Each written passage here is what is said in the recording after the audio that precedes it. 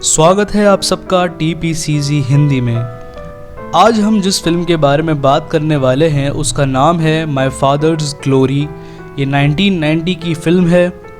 अगर आप चैनल पे नए हैं तो चैनल को सब्सक्राइब कीजिए, बेल आइकन को दबा दीजिए ताकि आपको हमारे चैनल की हर नई अपडेट मिलती रहे। चलिए शुरू करते हैं। कहानी की शुरुआत होती है फ्रांस के एक छोटे से गांव से। उस गांव में जोसेफ नाम के टीचर थे और हाल ही में उनकी वाइफ ऑगस्टीन का बेटा होने वाला था। और जिस दिन उनका बेटा मार्सेल पैदा हुआ उस दिन वो बहुत खुश थे। उस छोटे से बच्चे मार्सेल का पूरा बचपन स्कूल में ही गुजरा। उसकी माँ जब भी बाजार जाती थी या किसी काम से जाती थी वो उसे स्कूल में छोड़कर जाती थी। और एक दिन कुछ ऐसा हुआ जिससे उसके पिता जोसेफ हैरान हो गए। वो ये कि मार्सेल इतनी कम उम्र में पढ़ना सीख गया है। वो ये सब देख के हैरान हो गए और उन्हें ये एहसास हुआ कि अपने बच्चे और अपने परिवार के बेहतर भविष्य के लिए उन्हें गांव छोड़कर शहर में जाके रहना चाहिए। बड़े शहर की वजह से मार्सेल अपने पिता के स्कूल नहीं जा पाता। वो घर में ही छुपकर बड़ी बड़ी किताबें पढ़ता था। वक्त के साथ बीतते हुए मार्सेल अब 6 साल का हो जाता है और उसे स्कूल जाने का मौका मिलता है। अब जोसेफ और अगस्टीन के परिवार में कुल 5 लोग रहते थे। मार्सेल के पिता जोसेफ मार्सेल की मौसी से कहते हैं कि उन्हें अब शादी कर लेनी चाहिए।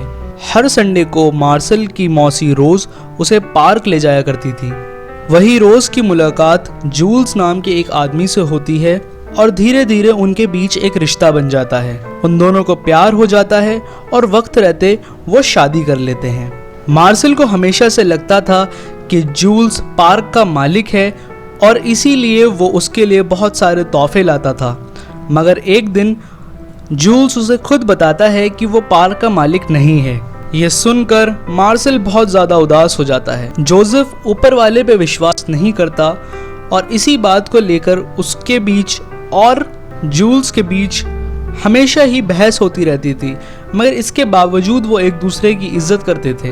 वक्त बीतता है और मार्सेल अब 11 साल का हो जाता है। बढ़ती उम्र के बीच बच्चों में नए नए सवाल उठते हैं तो उसके दोस्त इस बारे में बातें करते थे कि बच्चा माँ की नाभि से पैदा होता है। रात में सबके सो जाने के बाद मार्सेल इस बात को पुख्ता करने के लिए रात में ही अपनी नाभि को चेक करता है और उसे ऐसा लगता है कि ये एक बटन है जिसमें से खुल के बच्चा बाहर निकलता है। और कई महीनों बाद वो देखता है अपनी माँ का पेट बड़ा होते हुए। और कुछ महीनों बाद मार्सेल की छोटी बहन का जन्म हुआ और उसके भी कुछ महीनों बाद वो रूस का फूला हुआ पेट देखकर फिर से सोच में पड़ जाता है। मार्सेल को ऐसा लगता है कि वो बच्चा जूल्स का है तो उसके बच्चे की उसी की तरह बहुत बड़ी बड़ी मूछें निकलेंगी। लेकिन ऐसा नहीं होता। उस छोटे से बच्चे की कोई मूछ नहीं थी। ये देखकर मार्सेल और उसका छोटा भाई बहुत ज्यादा निराश हो जाते हैं। गर्मियों की छुट्टियों में मार्सेल अपने परिवार के साथ एक गाँव में घूमने के लिए जाता है। एक बहुत ही खूबसूरत गाँव के अंदर वो घूमने आते हैं। मार्सेल को उस गाँव में बहुत मजा आया। मार्सेल ने वहाँ तितलियां पकड़ी, अपने भाई बहनों के साथ बहुत सारा खेला और अपने परिवार के साथ मिलकर खाया। और यही सब नहीं, उसने गांव में नए नए खेल खेले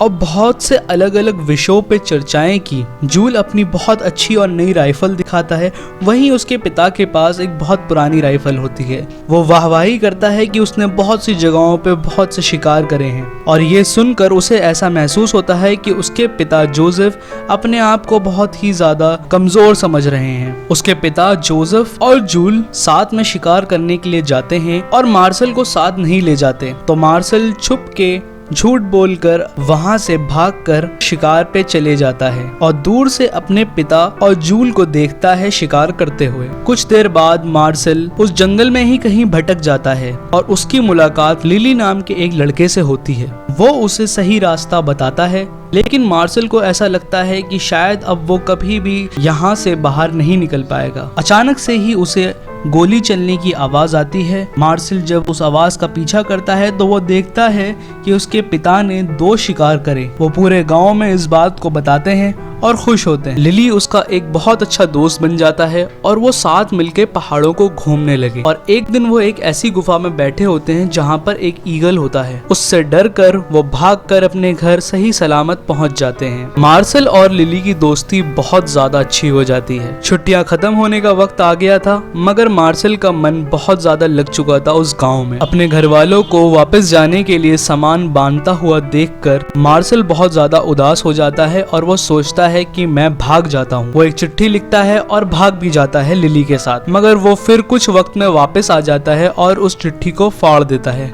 उसे लगता है ये चिट्ठी किसी ने नहीं पढ़ी, मगर अगले दिन उसके पिता जोसेफ और अगस्तीन उसे ये बताते हैं कि उन्होंने ये चिट्ठी पढ़ ली है और वो कहते हैं कि वो फिक्र ना करें, हम अगली छुट्टियों में बहुत जल्द यहाँ वापस आएंगे। अपने पूरे गांव को अलविदा करने के बाद मार्शल खुशी खुशी शहर लौट जाता है। कहानी में बस इतना ही।